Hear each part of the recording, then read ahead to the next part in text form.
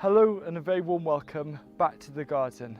Now I find it really easy to fill up the garden, and by about June, July time I'm thinking I haven't got enough space to fit in all of the other seedlings that I'm growing.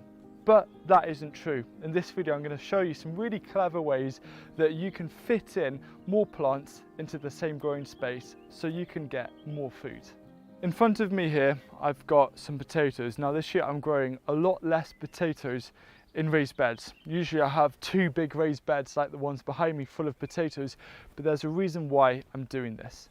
The thing about potatoes is that they're bulky plants, they're pretty cheap, but they're worth growing because they taste so good. And the issue is that they take up a lot of space when you're trying to grow all of the other main crops. So they're occupying space from kind of March until July, August time. So a great workaround is to actually grow potatoes in containers. And then when you need some space, for example here under cover, I can then take these containers out, place these along the fence, for example, and then I've got prime growing space in my raised beds, and I'm also growing potatoes as well. By moving your potatoes out of raised beds and into containers, you suddenly find yourself with loads of extra growing space, premium growing space, where you can put in more of those high value crops, for example, your broad beans or your peas. Another crop that takes up a lot of raised bed space are your squash plants. They just sprawl all over and you're missing out. So there's a couple of things you can do. The first thing is to plant them at the edges of raised beds so they can go onto the pathway. If you don't want that, you might actually want to consider growing them in your compost bins. Any compost bin that you've set aside to break down over the rest of the year is a great place to grow some squash plants to utilise that space. My favourite way to fit in more crops in the garden is to really play along with interplanting. If you think about it, every vegetable grows differently. Some of them will grow tall, some will be pretty short, some will be kind of narrow, others will be kind of wide and low growing, some will have deep roots, others will have pretty shallow roots. And you can use all of these to your advantage. So if you're looking at, say, a single space, you can think, okay, if I've got something that's quite tall, for example, those onions in front of me, maybe I could grow something that grows a bit shorter and spreads along the ground, hence why I've interplanted radish. You can see actually above the radish and onions there are just onions, so you can really make sense of the underused space. I'm about to transplant a load more radish there. Another idea might actually be growing lettuce, and in this way you're utilising both the vertical but also the horizontal. If you're new to interplanting, one of the best things you can start with your salads. Here you can probably see that there's radish. The ones up here I'm actually going to let grow so I can harvest the flowers and also the radish pods. But amongst here I've also got some other things growing. For example, I've got some lettuce and I've also planted some chicory. And the great thing about interplanting is it's a form of polyculture. You're growing lots of different things together, and that actually helps prevent pests, because it makes it harder for pests to attack a particular crop because there are other different crops around. So it helps you deal with pest issues a lot better. In the video description there'll be some more resources about interplanting so you can read up and find out more and get some ideas. What I do want to say, and it's perhaps the most important tip regarding it, is the best way to find out and learn interplanting is to experiment. This section of this raised bed here is my spare seedling section. Any seedlings that I have left over, I use this as a way to practice interplanting. So one of the things here, I've got a load, a little clump here of peas that I'm just putting in, and I'm growing these around some lettuce and some onions, and I'm trying to see how these work alongside one another, both in terms of space, because that can then give me ideas that influence the way that I plant other things in the future. For example, the onions and radish interplanting was done out of experimentation, and I found it to be really effective. Related to interplanting is something called underplanting. So when you have something that is particularly tall, for example sweet corn, or I've got these tomato seedlings which are about to go out, they just get on with life and you've got this big patch of bare earth underneath. And one of the best ways to prevent things like evaporation and to improve the soil health is to grow as many living things there as possible. So my idea is when these tomatoes are being transplanted, I'll have all of these basil and also these beetroot seedlings, which I will plant underneath the tomato plants to make up all of that space, because inside undercover, especially in a climate here like Wales, that is the most precious growing space we have, and it's a shame not to make the most of it. There are some cases where intercropping might not make sense. These Swiss chard are going to grow into big things and pretty quickly, but there is something else you can do, and it's so fun. It's called gap plugging. It's plugging in gaps with seedlings. This is something you can do with spare seedlings. There's always going to be places where there's a potential to grow more plants. One of my favourite is in the corner of raised beds like I have here.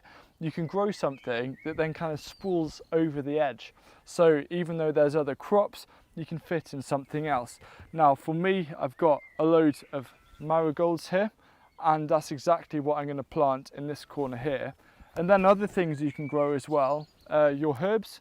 I've got some coriander. This is confetti coriander, and these just fit in so nicely. If you're looking for more of perhaps a vegetable crop, then something you may want to consider are dwarf French beans. Get a load of dwarf French beans going, and then I promise you, if you go around your garden, you'll find some great spots just to stick in a plant or two, and you can get extra harvests. Gap plugging is a great way to fit in more seedlings and to have more of a natural organic feel around the garden. And what you want to do it effectively is to have a production line of seedlings. So every couple of weeks start off some new things. I've got some dwarf peas, here are some dwarf French beans, and also some radish that I'll always have ready if needed to plug in some gaps. A great way to fill your garden with more food is to be clever with the vertical structures that you do.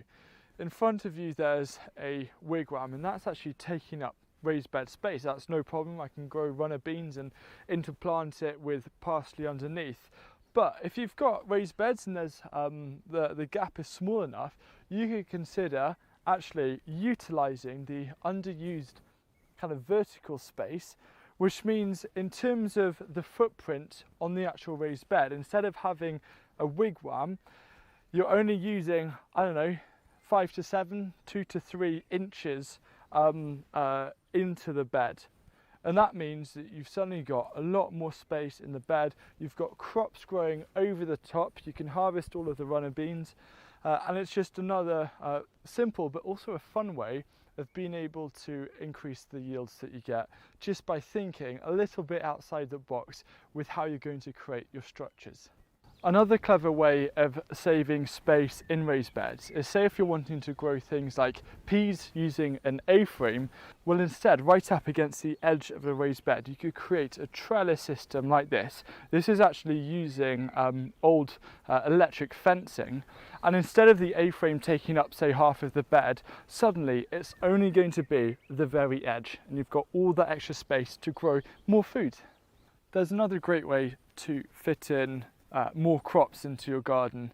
This is more of a long-term strategy. It's actually about succession planting. So in front of me here I've got our main garlic patch, and this is going to be coming out in July. So the idea with succession planting is having crops ready to replace something that you've just harvested. This bed here is our only bed dedicated to potatoes, and for succession planting it's all about planning ahead, thinking ahead.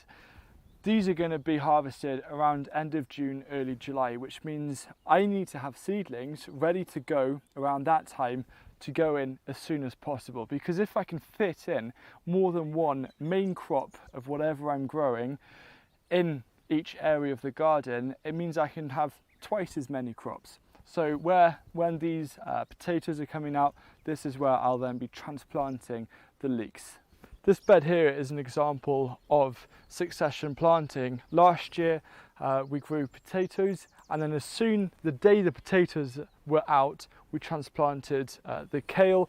We're still harvesting now. These are the kale flower shoots. In a couple of weeks this will all be cleared, and I'll be transplanting a load of things like root veg, for example beetroot. So you can see as much as possible, when we can fit in and get a constant production of crops and it doesn't stay empty for too long, we can fit in more food. If you want to do succession planting effectively, it's just about having a calendar and making a note of when your main crops are coming out, so you can start seedlings to put things in their place as soon as they do. And I've created an online course called the Productive Planting Plan, which shows you how to make a bespoke month by month planting plan for your garden, so you really can make the most of succession planting. So if you want to find out more, head on over to planforabundance.com and use plan20 at the checkout for 20% off. Those are my favourite ways of being able to fit in more crops in and around the garden to try and grow as much food as possible. So if you have any questions related to this, please don't hesitate to ask me down below in the comments section, and I look forward to seeing you again soon.